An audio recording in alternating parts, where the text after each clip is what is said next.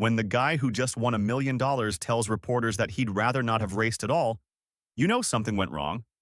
That's exactly what happened Sunday at Dover, and Denny Hamlin wasn't the only driver who had something to say. So, let's back up and talk about what this race even was. The NASCAR All-Star Race is supposed to be a fun show. No points, just a big cash prize and bragging rights. This year, for the first time ever, they brought it to Dover Motor Speedway. That track is a 1-mile concrete oval with steep banking, and drivers call it the Monster Mile for a reason. It chews up cars. And here's something that made fans uneasy before a single lap was run. This is the first year in Dover's 58-year history that the track doesn't get a real points race. They went from 2 big races a year down to just this one exhibition. A lot of people felt like that was a downgrade. The format was brand new too, and honestly kind of confusing. All 36 drivers started together. They ran 2 short 75-lap segments, then a long 200-lap finale. After the first segment, the top 26 cars got their order flipped, so the fast guys had to start in the back. 19 drivers were already locked into the final segment. 6 more earned their way in, and 1 got in through a fan vote. The final group, just 26 cars. Now, here's the problem with all that. If you put every single driver on the track for the first 150 laps, you risk wrecking the drivers who are already locked in. And that is exactly what happened over and over. But even before the green flag, drivers were grumbling. During Media Day on Friday, a lot of them said the weekend just didn't feel special. Chase Elliott put it bluntly. "This feels like a normal weekend. It feels like a normal weekend. I would say this feels the least like an all-star weekend that we've ever had in my career." He said it reminded him of a regular old fall Dover race, not a celebration. Bubba Wallace felt the same way. He said he woke up Monday and could barely remember where they were racing. "It just doesn't feel like All-Star Weekend. It just feels like another race weekend. I'm having to tell myself this weekend doesn't really matter." And then he said something that really stuck. "It's just blah. And I hate that. I hate that for our sport. I hate that for the fans." Even Hamlin had doubts going in. He said his first reaction to the format was simple. If we're all going to be racing on Sunday, is it really that special? So I think it does take away a little bit. Surely it does.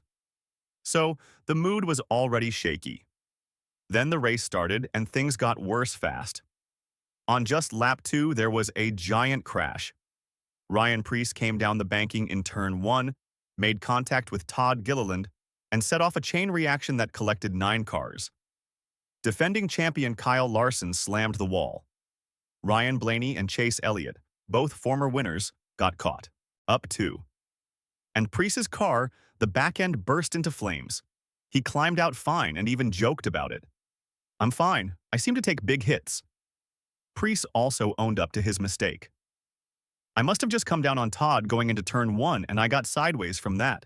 If it was my fault, I'm sorry." Kyle Larson was not joking around, though. He looked at his wrecked car and said, "It looks like number 5 Team Arts and Crafts right now. Try to make the most out of a sucky day." That was just the start. At the end of the first segment, there was another 9-car wreck.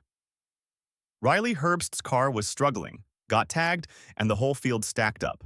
Kyle Busch, Christopher Bell, and Chase Elliott all got hauled to the garage. Elliott was honest about it. "It was pretty wild. I knew better. I saw it getting crazy. I should have bailed." Then came the third big crash. In the second segment, Ross Chastain and Brad Keselowski got sideways in the narrow turn 2, and Bubba Wallace got swept right into it. Chastain knew instantly his day was over. Reporters caught his radio call to his spotter. "Hey, Brandon, we're done, buddy." Trackhouse Racing confirmed it right after. Chastain was out. And here's where the format problem really showed its ugly side. Chase Elliott and Ross Chastain were both locked into the final segment. They earned their spots, but their cars were wrecked too badly to fix and backup cars weren't allowed. So neither one of them actually got to race for the $1 million. In fact, NASCAR's official record doesn't even list them as competing in the race at all. By the time the dust settled, more than half the 36-car field had been damaged. Drivers like Larson, Blaney, Busch, Keselowski, Wallace, and Bell started the final segment in beat-up, slow cars with no real shot. One fan summed up the frustration perfectly, saying, "What happened at Dover was not an all-star race, it was an all-charter race." The old saying kept coming up all day. When everyone's an all-star, no one is. Now, let's talk about the winner, because even Hamlin's victory came with a side of criticism. He had a rough qualifying, even spun, but still managed to start on the pole. Then, he simply avoided all the chaos.